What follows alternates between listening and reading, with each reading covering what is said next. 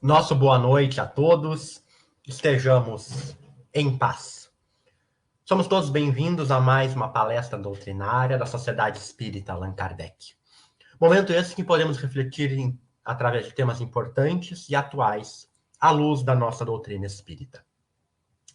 Temos atravessado dias bastante angustiosos, dias realmente difíceis, que nos causam muita dor, muita tristeza, e um sentimento também de incerteza perante o que tem acontecido em nosso estado, o estado do Rio Grande do Sul.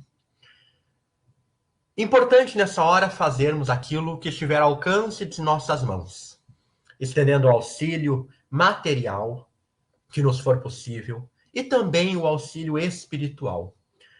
Porque além das questões materiais, há as questões espirituais, há a fragilidade do ser humano enfrentando as forças da natureza. É um momento de prova para todos nós.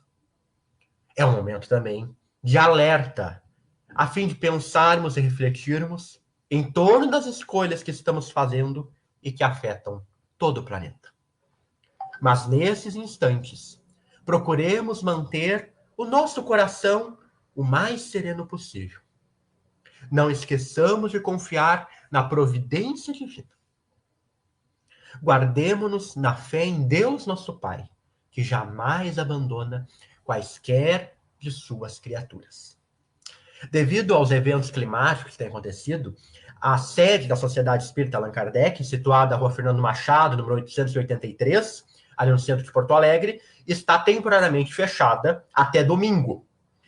E estamos em avaliação, acompanhando as notícias relatadas pelos órgãos governamentais e oficiais, a fim de ver o melhor dia para reabri-la, provavelmente na segunda-feira. Gostaríamos aqui de ler também uma nota que estamos lançando em solidariedade à questão que vem ocorrendo em nosso estado. Queridos irmãos de caminhada, neste momento desafiador em que muitas famílias estão enfrentando as consequências das enchentes, a Sociedade Espírita Allan Kardec reúne-se em solidariedade e compaixão. Estamos cientes da importância de estendermos as mãos uns aos outros, e é por isso que estamos lançando uma campanha de doações. Instalaremos, assim que a SEAC reabrir, um ponto de coleta na recepção, onde gentilmente solicitamos suas doações para contribuir com aqueles que mais necessitam. Todo o auxílio arrecadado será encaminhado diretamente à Defesa Civil, para que se possa alcançar aqueles que precisam de forma mais eficaz. Acreditamos no poder transformador da solidariedade e da empatia, e contamos com a colaboração de cada um que puder se juntar a nós nesse momento delicado.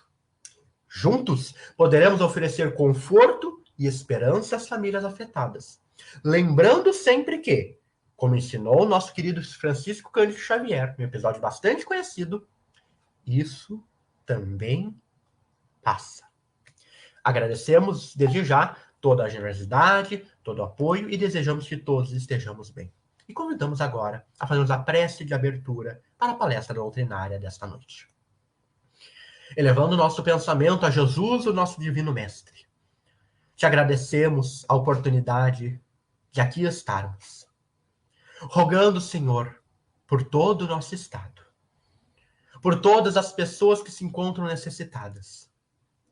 Que o socorro material e espiritual possa chegar a cada um. Trazendo assim novas esperanças. Trazendo novo ânimo para enfrentar e recomeçar a vida. Rogamos ainda proteção e força para todos aqueles que trabalham diretamente no socorro e no resgate de tantas e tantas pessoas e seres necessitados de auxílio, para que não esmoreçam na sua atividade, para que permaneçam fortes e convictos, com a fé acesa e a esperança sem se abalar, desempenhando esse trabalho tão fundamental e importante. Ajuda todo o nosso estado, querido mestre, para que tenhamos a serenidade necessária, a fé e a confiança, e possamos superar essas dificuldades de agora, recordando-nos que essas dificuldades também passam. Tudo na vida passa. E que possamos, assim, de coração e almas acerenadas, ouvirmos as instruções no Espiritismo, para que luz nova se faça em nossos corações. Preserve-nos na tua paz, hoje e sempre. Que assim seja. Passaremos então agora para a nossa convidada da noite de hoje, nossa querida Ana Lúcia, montando para fazer a palestra doutrinária que se intitula A Nascer, Morrer, Renascer e Progredir Sempre. Tal é a lei. Então ficamos. Graças a Deus e a Jesus, estamos nos reunindo mais uma vez, povoando as redes, não é, da internet, com momentos de meditação, de reflexão e também de prece. Para hoje, o nosso tema é um princípio fundador da doutrina espírita, não é, que nos foi apresentado por Kardec, e que é o princípio de nascer, morrer, renascer ainda. Esta é a lei.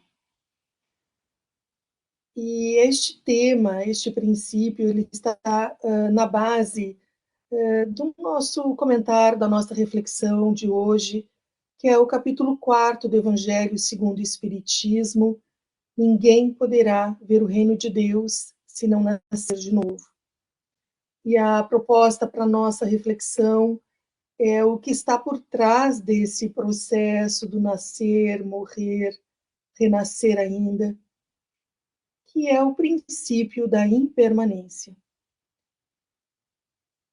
E, inicialmente, antes de nós irmos especificamente para o texto do Evangelho, nós gostaríamos de propor uma reflexão mais ampla, que talvez nos ajude a trazer o princípio da impermanência para uma condição de mais tranquilidade para todos nós, já que ela é uma lei, e ela é uma lei natural, ela é uma lei que permeia tudo e todos que existem. Mas muitos de nós, quando pensamos na impermanência, temos uma tendência a pensar no aspecto negativo, que é a ideia da perda daquilo que nós temos como precioso. E isso vale tanto para pessoas que nós amamos, como para situações e coisas materiais que nós prezamos. Diante disso, nós muitas vezes somos tomados por um estado quase de pânico. E muitos de nós, muitas vezes, chegamos ao extremo de preferir não ter algo que consideramos precioso, importante, essencial para a nossa felicidade, para o nosso bem-estar, e que está disponível para nós pela simples perspectiva de que nós possamos ou iremos, de fato, perder o objeto do nosso afeto. Seja isso um ser vivo, seja isso algo de cunho totalmente material e concreto. Então, com base nessa ideia e nessa experiência que é de todos nós, inclusive minha, não é? Eu trouxe para iniciar a nossa reflexão uma obra chamada A Imagem, que não é uma obra espírita, é uma obra escrita por um professor francês, professor da Paris 3, chamado Jacques Aumont, e que é um estudioso e um teórico do cinema. E neste livro, como o próprio título indica, ele vai estudar profundamente a imagem, as múltiplas dimensões da imagem, porque nós precisamos lembrar que o cinema nasce justamente de uma imagem fixa, criada. E aí foi se desenvolvendo a tecnologia para acelerar o movimento dessas imagens, que vai resultar numa imagem contínua, que é a imagem cinematográfica. E o que isso tem a ver com a impermanência? com o nascer, morrer, renascer ainda. Tem a ver com a nossa experiência do dia a dia, porque quando ele estuda a imagem, ele não está falando apenas da imagem do filme, do cinema ou da arte como um todo. Ele nos traz um estudo muito aprofundado sobre como funciona a nossa experiência visual no mundo, o nosso olhar. E então, existe um processo altamente complexo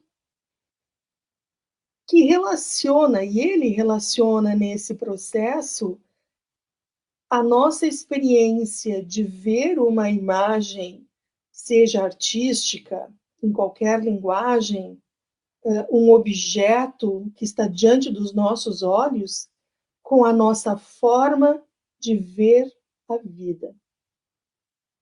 Aqui nós começamos a nos aproximar da dificuldade que muitos de nós temos de aceitar o princípio da impermanência e, junto com ele, consequentemente, da reencarnação. E ele nos diz que a imagem, ela está no campo do simbólico, e não é apenas a imagem artística. Tudo que eu enxergo no mundo está relacionado a um aparato simbólico que já é construído no meu cérebro. Tanto no meu sistema visual, óptico, quanto no cérebro, a nível neurológico, não é? E que está nesse aparato simbólico, ele está imediatamente relacionado ao quê? Às nossas culturas, ao nosso valor, às nossas crenças, os valores como um todo. Então, o simples fato de eu olhar para um objeto, esse olhar, ele nunca será um olhar neutro. Tudo aquilo que eu enxergo, tudo aquilo que eu vejo, tudo aquilo sobre o qual eu coloco uma atenção do meu olhar, ele será percebido não apenas como A igual a A, B igual a B, mas a partir de uma dimensão que é também psicológica, que é social, que é cultural, e nesse sentido, simbólico. Então, eu posso olhar para uma árvore, eu posso olhar para uma flor. Nós temos um exemplo muito comum da rosa. A rosa, que dependendo da cor, ela vai evocar em nós algum tipo de emoção ou algum tipo de ideia, não é? E aí ele nos faz uma pergunta: por que e como nós olhamos para uma imagem? Então, tem a dimensão do reconhecimento, que é uma dimensão não apenas ótica, física, é uma dimensão também psicológica do nosso olhar. E no caso do reconhecimento, ele vai estar ligado à memória. Eu já vi uma rosa, eu reconheço a rosa, mas também a nossa capacidade intelectual de raciocínio sobre aquilo que nós estamos vendo. Então, ele vai chamar esse processo do olhar de reconhecimento. Eu olho e eu identifico alguma coisa que eu já vi previamente.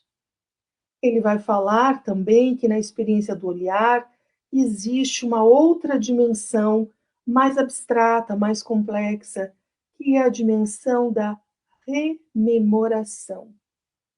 Essa dimensão, ela tem uma função sensorial, mas ela também é mais profunda e mais essencial.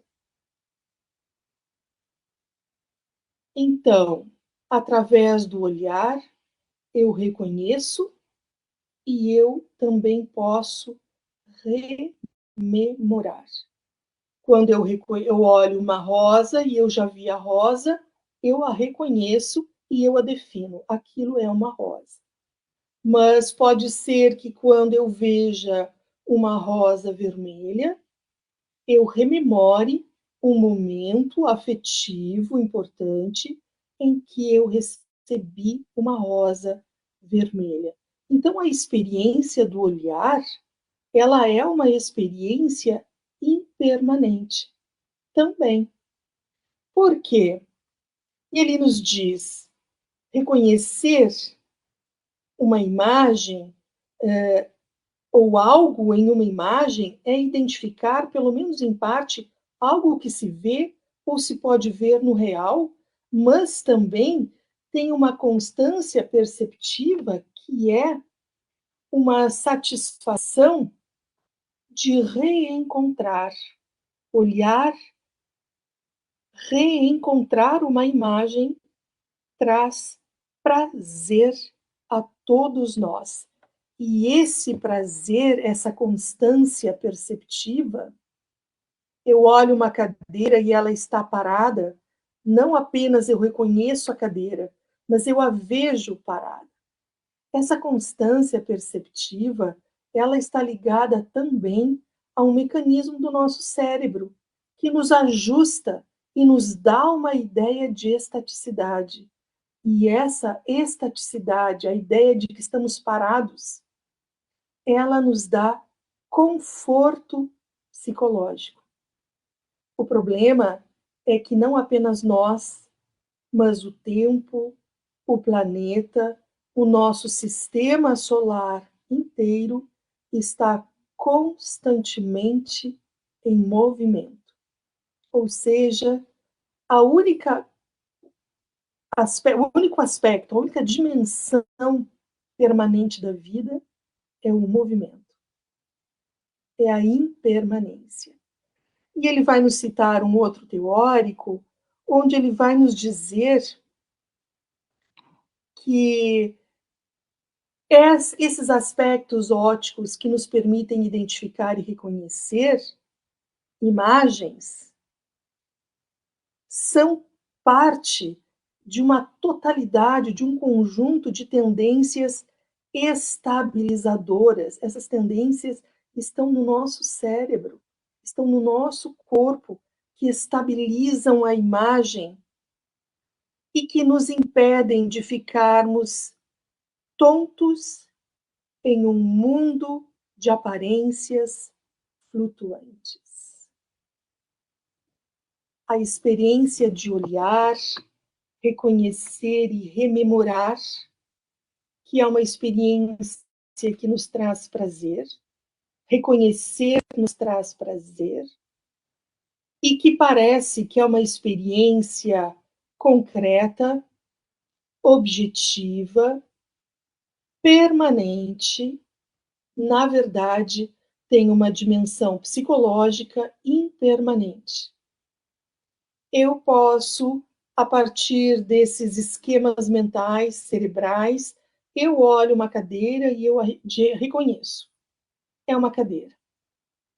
Mas se eu for uma especialista em cadeiras, se eu for uma decoradora, eu vou olhar e eu vou identificar detalhes nessa cadeira. E esses detalhes vão me trazer mais informações que eu vou processar. E esse processamento, ele está diretamente ligado a dimensões psicológicas e às minhas condições psicológicas naquele momento. Tudo isso para dizer que o nosso olhar, esse olhar físico, ele também só parece ser permanente. A ciência tem comprovado que o nosso DNA muda ao longo de toda a nossa vida e não apenas numa dimensão negativa, de perda. O nosso DNA pode mudar para melhor ao longo de toda a nossa vida. Ou seja, a impermanência tem uma dimensão muito positiva para nós, tanto nós, espíritos encarnados, quanto desencarnados. A impermanência nos mostra, da mesma forma que a nossa experiência visual no mundo, que nos ajuda a identificar o que já sabemos, que nos ajuda a ressignificar o que nós estamos identificando a partir das nossas rememorações, das nossas experiências todas. Da mesma forma que isso acontece com a nossa experiência visual, acontece com o nosso corpo todo, acontece com a nossa vida. E não apenas esta encarnação, mas o princípio da reencarnação. E aí nós vamos para o Evangelho, que nos diz que não poderemos ver o reino de Deus se não nascermos de novo. E hoje nós já conseguimos compreender que o reino de Deus não é um lugar, mas é uma dimensão espiritual que é acessada graças à impermanência da vida. Isto por quê? Porque através da impermanência eu não apenas olho objetos e os ressignifico. Eu também olho experiências, pessoas, situações, e a partir das vivências adquiridas, eu posso ressignificar todas essas experiências. A lei do perdão, ela se manifesta e ela se concretiza graças à lei da impermanência. Isto por quê? Porque vai chegar um momento em que eu vou tomar consciência que eu mudei. E como eu mudo também o meu olhar para as experiências todas da minha vida. Então, uma experiência que um tempo atrás me feriu tremendamente, hoje eu sou capaz de olhar para ela com uma outra perspectiva, uma outra visão. Eu ressignifico a experiência vivida. E o nosso drama é que, como nós temos medo da impermanência, nós não entendemos a impermanência como um processo natural de vida, nós entendemos a impermanência como morte, nós nos agarramos a esses múltiplos mecanismos, nós que estamos encarnados, os mecanismos que o próprio corpo físico possui para nos dar estabilidade, porque essa estabilidade aparentemente física, ela nos, na verdade, nos traz uma estabilidade emocional. Nós nos agarramos a isso de tal maneira que nós nos recusamos a olhar para os movimentos da vida, e isso significa os movimentos das pessoas ao nosso redor também. As pessoas que fazem parte da nossa vida, as pessoas que chegam, as pessoas que saem, as razões por que essas pessoas chegam na nossa vida e as razões por que elas saem da nossa vida. Compreender esses movimentos implica, em primeiro lugar, aceitá-los. E para aceitar esses movimentos, nós precisamos aceitar, nos integrar à lei, ao princípio da impermanência. Graças a Deus, a vida é movimento.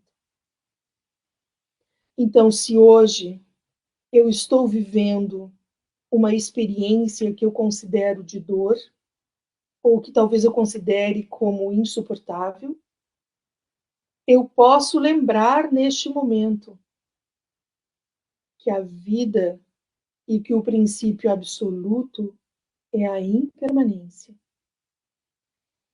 E como fica o amor? O amor também está vinculado à impermanência, mas não na morte. Porque, graças ao princípio da impermanência, nós todos crescemos em consciência.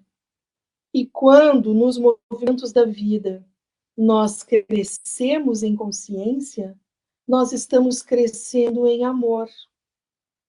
Então, aquele amor do passado, marcado pelo apego, pela posse, às vezes até mesmo por uma dimensão tóxica de escravização do outro, hoje, pelos movimentos, se transformam em vínculos impermanentes, vínculos em constante fluxo, onde nós conseguimos amar o outro, respeitando a sua liberdade. E se para nós parece difícil dar liberdade àquilo ou àqueles que nós amamos, basta pensarmos de que forma nós nos sentimos bem. Nós gostamos da liberdade. Nós temos um profundo prazer de reconhecer, da mesma forma que a visão, que estamos juntos numa mesma estrada, mas caminhando cada um com o seu passo, com a sua perna e no seu ritmo. E pode acontecer que, da mesma forma que nós, em certos momentos, podemos acelerar o nosso passo, ir adiante mais rápido, pode acontecer que o outro acelere o seu passo e vá adiante mais rápido. É um direito e é um dever de cada um de nós caminhar na estrada da vida, estejamos nós encarnados ou desencarnados, de acordo com o nosso passo e a nossa perna. E tem um outro aspecto. Estamos caminhando de dia ou de noite? Jesus nos diz: caminhai de dia, porque aquele que caminha de dia não tropeça nas pedras do caminho, nos dizendo que o caminho sempre terá pedras, por um bom tempo, maiores ou menores. A diferença é se caminhamos de dia, ou seja, com a nossa consciência desperta, compreendendo o movimento da vida, compreendendo que a vida, o fluxo é constante, impermanente, permanente apenas no movimento, nós estamos atentos.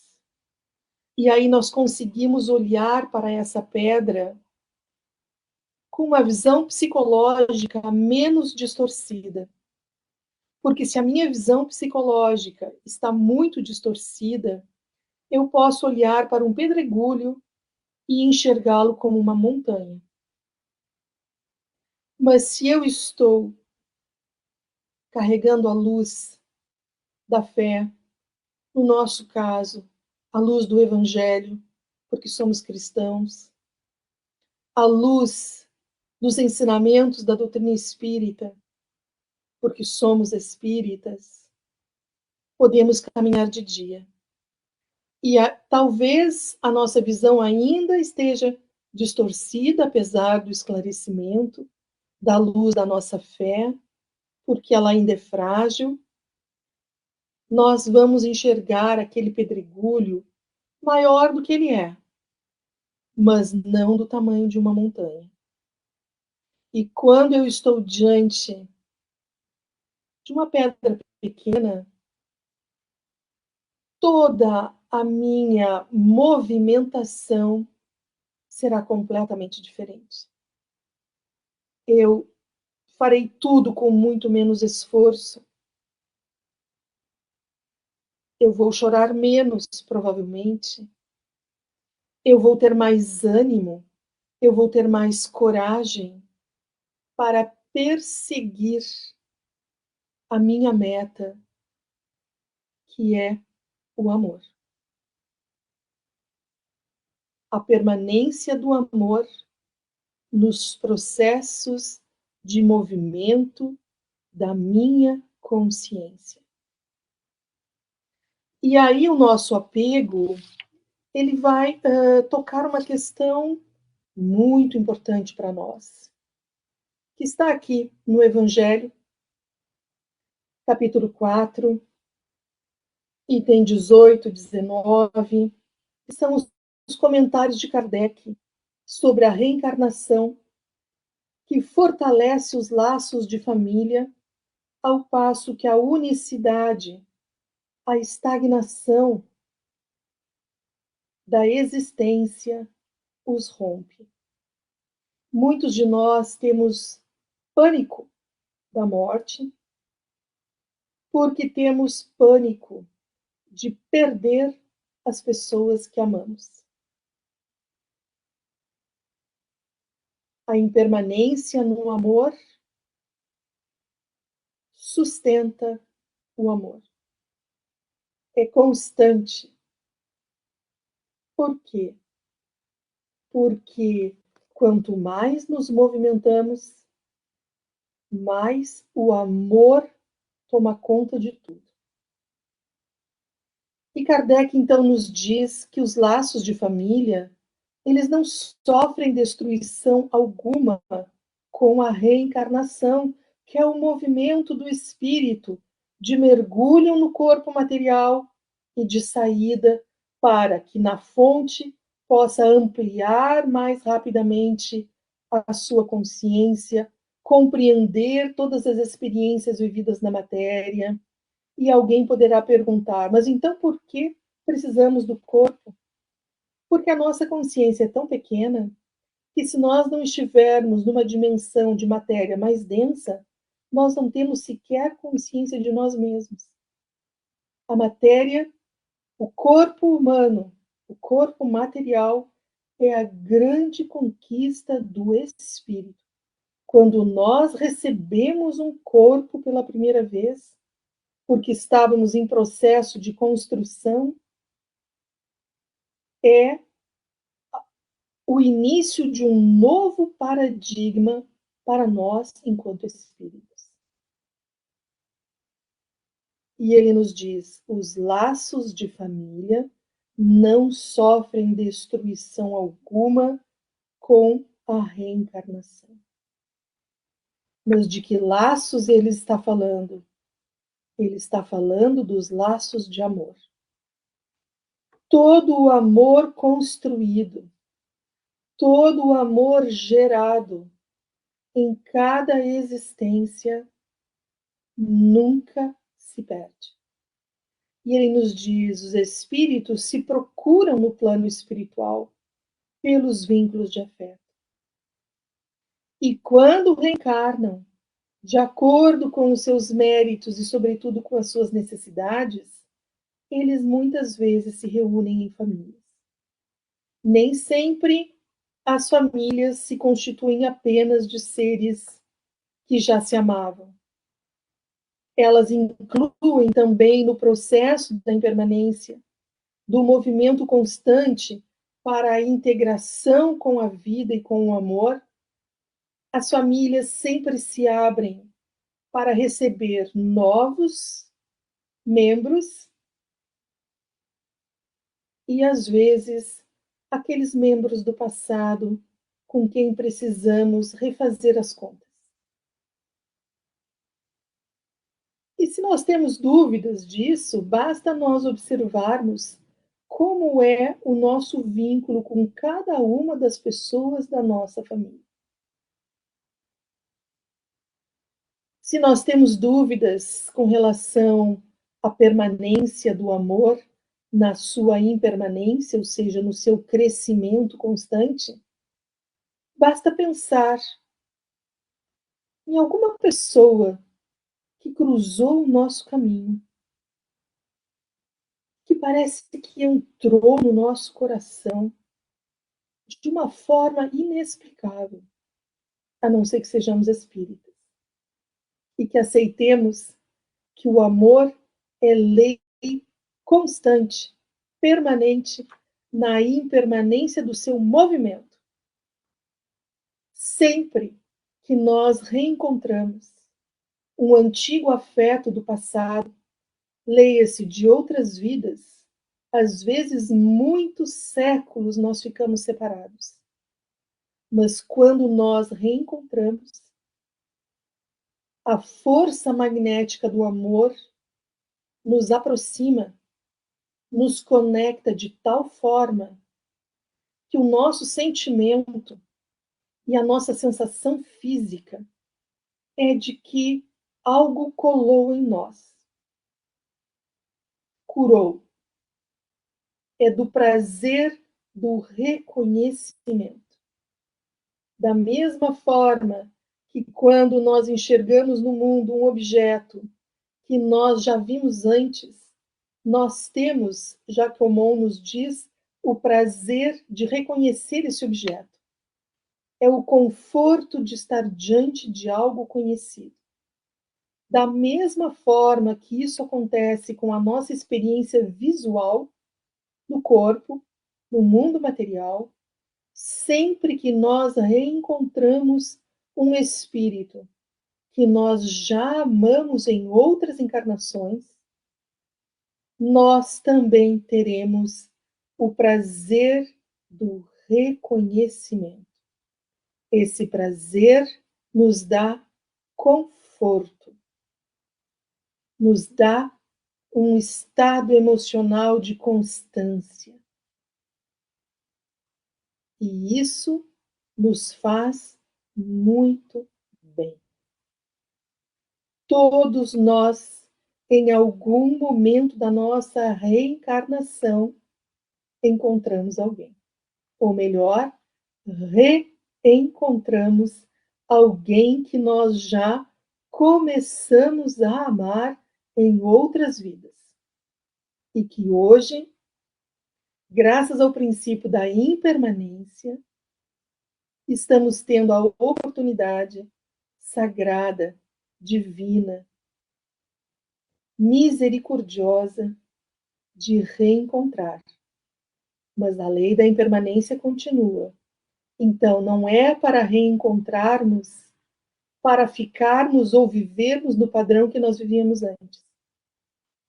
É para, daqui para frente, ampliar a nossa capacidade de amar, exercitando o respeito ao direito sagrado do outro, de se mover na vida no seu ritmo, de acordo com o seu nível de consciência. Nesse processo, pode acontecer, sim, de nós termos que fazer despedidas no meio do caminho. Como dizia Drummond, havia uma pedra no meio do caminho, no meio do caminho havia uma pedra, a pedra da despedida.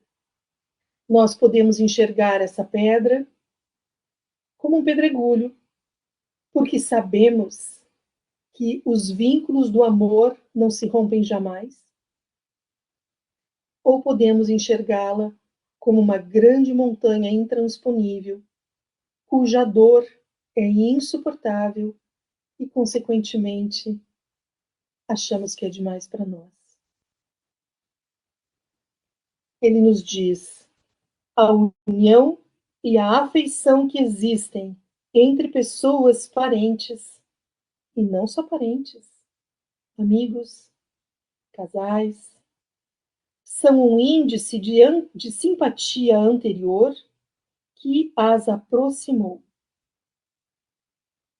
E ele diz: o temor de que a parentela aumente indefinidamente em consequência da reencarnação é de fundo egoístico.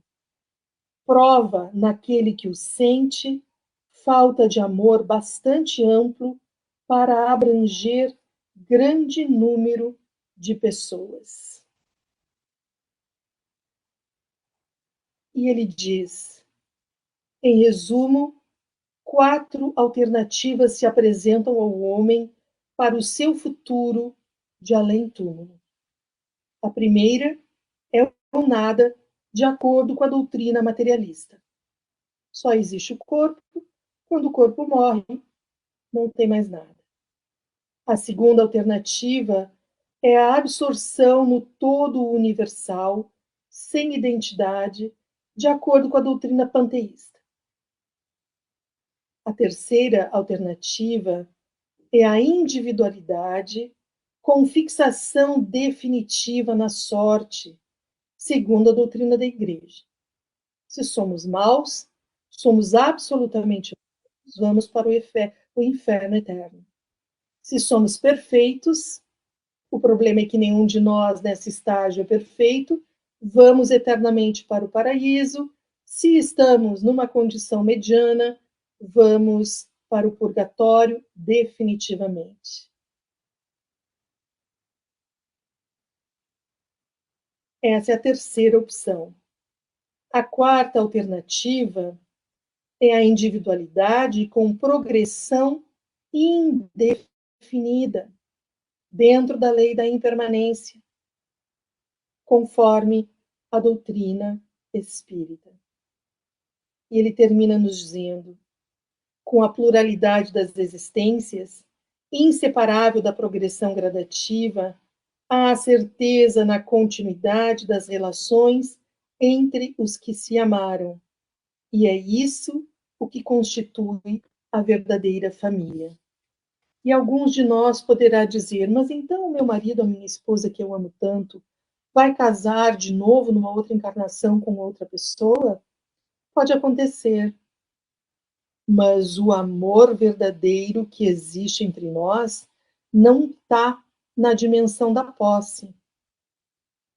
E o importante é que todos nós vamos, ao longo das múltiplas encarnações, ocupar o que se chama de papel-imagem. Pai, mãe, filho, marido, esposa, irmão. Esses são papéis-imagem. Os papéis-imagem podem ser trocados, mas os vínculos de amor só permanecem e só se ampliam pela lei sagrada da impermanência. Então, se nós estamos em sofrimento, com a ideia de nascer, morrer, renascer ainda, tanto na saída pelo desencarne, na chegada pelo reencarne, porque os espíritos nos dizem que para nós, para o espírito, é mais fácil morrer do que nascer, porque a reencarnação é um processo altamente complexo, não apenas na sua organização, mas também a nível energético, porque nós temos que sofrer um processo de redução, de minimalização de tudo, inclusive das nossas memórias, para cabermos num corpo de um bebê recém-gerado, frágil em todas as suas condições. O processo é altamente complexo, muito complexo. O que é importante para nós compreendermos é que seja qual for o processo que nós estejamos vivendo, as mudanças, elas todas vêm a favor de crescimento, de ampliação da nossa consciência, que é sinônimo de ampliação da nossa capacidade de amar. Porque nesses movimentos nós aprendemos a perdoar, nesses movimentos nós aprendemos sobre nós mesmos, descobrimos competências que não sabíamos que tínhamos, porque nessas relações de um amor ainda muito imaturo, nós temos muito o sentimento de posse, de controle, de dependência, ou dependemos dos outros, ou queremos que os outros dependam de nós, porque entendemos que a dependência é sinônimo de amor, mas não é. É apenas sinônimo de imaturidade, de egoísmo, de apego, de posse, E o egoísmo é apego, egoísmo é posse, e apego e posse nada mais é do que a nossa resistência ao fluxo da vida. O problema é que quando nós resistimos ao fluxo da vida, nós estagnamos. E isso significa, no nível emocional, não amadurecer com as experiências, não galgar novas experiências, novos lugares na própria encarnação, e tem também uma consequência bem concreta, porque o nosso corpo é movimento constante. Quando ele para de se mover, nós sabemos o que acontece. Nós nos descolamos dele. Então, todas as doenças que nós produzimos, elas são frutos justamente da nossa resistência ao movimento da vida, à lei da impermanência. E aí eu preciso então escolher. Eu quero ficar doente? Eu quero ficar na doença? Ou eu vou aprender com a doença? Eu vou aprender com a dor física ou emocional que eu estou vivendo e entrar de novo para o fluxo da vida. Enquanto nós estamos na encarnação, nós estamos diante de uma possibilidade concreta, real, de nos integrarmos ao fluxo da vida. Seja qual for a dor, como eu disse antes, física ou emocional, espiritual, porque muitas vezes, apesar de termos pedido, implorado por uma encarnação, quando chegamos aqui mudamos de ideia. Aí é o espírito resistindo à experiência no corpo. Enquanto estamos nele, estamos tendo diante de nós a oferta de nos reinserirmos no fluxo da vida, aceitarmos a impermanência e lembrando um lado muito fácil e pragmático. Aceitar a impermanência significa viver em saúde física, emocional, psicológica, espiritual, e também a certeza de que seja qual for o problema que nós estejamos vivendo, até coisas bem concretas como desemprego, falta de dinheiro, vai mudar. E nós decidimos se queremos que mude para melhor ou para pior. Que a nossa escolha seja cada vez mais consciente, seja cada vez mais amorosa, e que nós lembremos o que significa o princípio da impermanência. Significa a nossa integração ao fluxo sagrado da vida. Nascer, morrer, renascer ainda, esta é a lei, tanto para nós que desencarnamos, como para a nossa experiência na própria encarnação. Agradecer todos os dias. O calendário é um ensino para nós, que deve ser um aprendizado também. Ó, estamos começando um novo dia. É a oportunidade de nascermos diferentes, de fazermos diferentes, de nos inserirmos ao fluxo sagrado da vida, porque essa é a lei da vida, essa é a lei do amor, e através desse movimento nós vamos cada vez mais amar. E se amamos, também sentiremos mais o amor ao nosso redor, dentro de nós, no nosso corpo e também na nossa alma.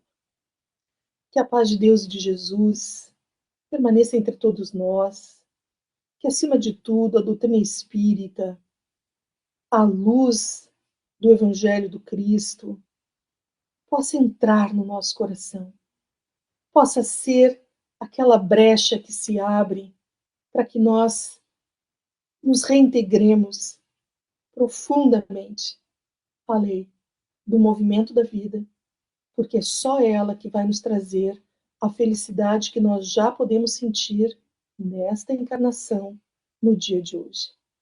Que a paz de Deus de Jesus permaneça entre todos nós e que os nossos dias possam se revelar como experiências repetidas de nascer, morrer, renascer ainda, porque esta é a lei. Graças a Deus, podemos contar com esses princípios espíritas e cristãos, porque a doutrina espírita também é religião, não apenas filosofia ou ciência, e ela é uma religião cristã. Gratidão a todos, à vida e ao dia de hoje, que pode ser sim para todos nós uma oportunidade muito especial de renascimento.